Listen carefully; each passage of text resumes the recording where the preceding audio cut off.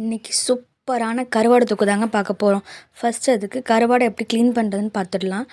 நம்ம இந்த பெரிய பெரிய கருவாடாக இருந்தால் அது நம்மளுக்கு துண்டாக கிடைக்கும். அது வந்து நம்ம அப்படியே சும்மா ஒரு 2-3 டைம் தண்ணியில் வாஷ் பண்ண போதும். இந்த மாதிரி சின்ன சின்ன மீனோட கருவாடு வந்து கொஞ்சம் க்ளீன் பண்ணி தான் நம்ம யூஸ் பண்ண முடியும்.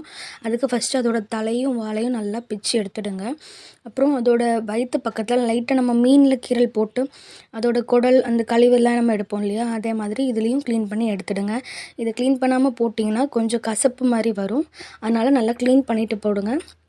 அப்புறம் அந்த மீனோட மேல் பகுதியில் இருக்கிற அந்த சில்வர் கலர் இருக்கு இல்லையா, அதையும் ஒரு கருவாடு மேலே ஒரு கருவாடை இன்னொரு கருவாடு மேலே வச்சு அப்படியே தேய்ச்சிங்கன்னா அந்த சில்வர் கலரும் போயிடும். நம்ம கருவாடில் ஏன் நம்ம இப்படி க்ளீன் பண்ணுறோன்னா, கருவாடு வந்து கொஞ்சம் ப்ராசஸில் வந்து கொஞ்சம் மண் நம்மளுக்கு வந்து மேலே இருக்கும், கருவாடு மேலே இருக்கும். அது வந்து நம்ம சமைக்கும்போது நம்மளுக்கு டிஸ்டர்பன்ஸாக இருக்கும், நம்மளுக்கு சாப்பிடும்போது ஒரு மாதிரி தட்டுப்படும். அதனால் அந்த மாதிரி நல்லா க்ளீன் பண்ணிவிடுங்க. பாருங்கள், நம்ம சின்ன குழந்தைங்களுக்கு கொடுக்குறதா இருந்தால் அந்த மாதிரி சென்டர் பார்ட் முள்ளையும் எடுத்துடுங்க. நம்ம பெரிய ஆள் சாப்பிட்றதா இருந்தால் ப்ராப்ளம் இல்லை. அந்த சென்டர் பார்ட் முள்ளையும் எடுத்துகிட்டா நம்ம க்ளீன் பண்ணியாச்சு. இப்போது 2 வெங்காயம், 2 பச்சை மிளகாவும், சின்ன வெங்காயமும் பச்சை மிளகாவும் நம்ம நல்லா தட்டி வச்சுக்கலாம். இப்போது மண் சட்டியில் நல்லெண்ணெய் எடுத்துகிட்டு கடுகு வெந்தயம் பொரிஞ்சதும் நம்ம வெட்டி வச்சுருக்கிற பெரிய வெங்காயமும் தக்காளியும் போட்டு நல்லா வதக்கி விட்டுடுங்க. நான் ஆல்ரெடி சொல்லியிருக்கேன், நல்லெண்ணெய், சின்ன வெங்காயம். நம்ம இந்த கருவாடு தொக்குக்கு வந்து சின்ன வெங்காயம் தட்டி போடலாம். ஒவ்வொரு இதுக்கும் ஒவ்வொரு மாதிரி நம்ம போட்டால் அந்த டேஸ்ட் நல்லாயிருக்கும்.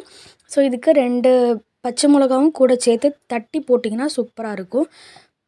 இப்போது அந்த வெங்காயமும் தக்காளியும் நல்லா வதங்கினதுக்கப்புறம் நம்ம கருவாடு போட்டுட்டு அதுக்கு தேவையான வத்தல் பொடி, மஞ்சள் பொடி, மிளகு பொடி, அப்புறம் உப்பு வந்து நம்மளுக்கு கருவாடில் இருக்கிறனால சில கருவாடு வந்து உப்பு வைக்காமல் போடுவாங்க, சில கருவாடு உப்பாக இருக்கும். ஸோ நீங்கள் பார்த்துட்டு உப்பு சேர்த்துக்கோங்க. இதுக்கு வந்து நம்ம உப்பு கருவாடுங்கிறனால நம்ம உப்பு சேர்க்கலை. மற்றபடி மஞ்சள் பொடி, மிளகு பொடி, வத்தல் பொடி சேர்த்துருக்கோம். நான் இப்போ பாருங்கள், அந்த மசாலா நல்லா சேர்கிற அளவுக்கு நல்லா பரட்டி விட்டுட்டு சிம்மில் போட்டு நல்லா வேக விடுங்க. அவ்வளோதாங்க.